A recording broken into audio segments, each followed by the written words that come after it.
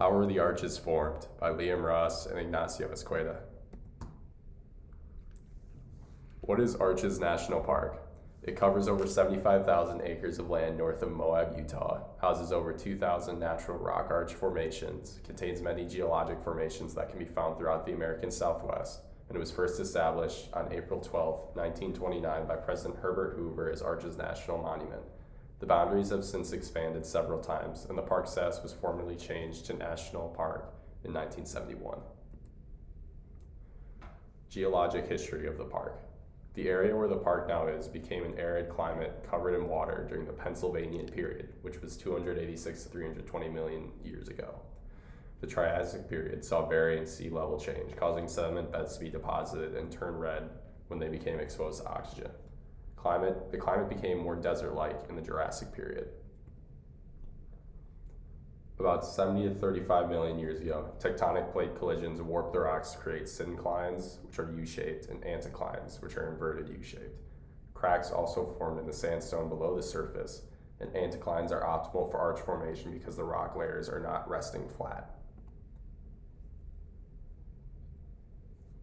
How the arches formed.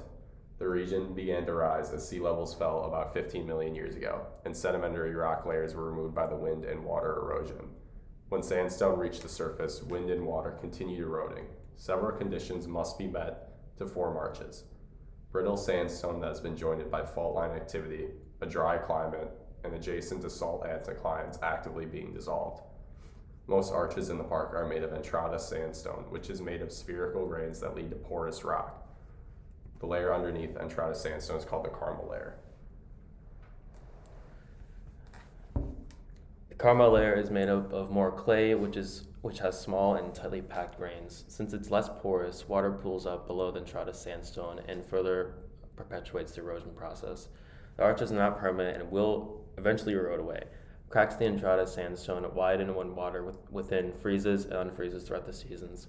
Once the cracks in an arch become too large, the arch will fall as the rock cannot hold up against the force of gravity.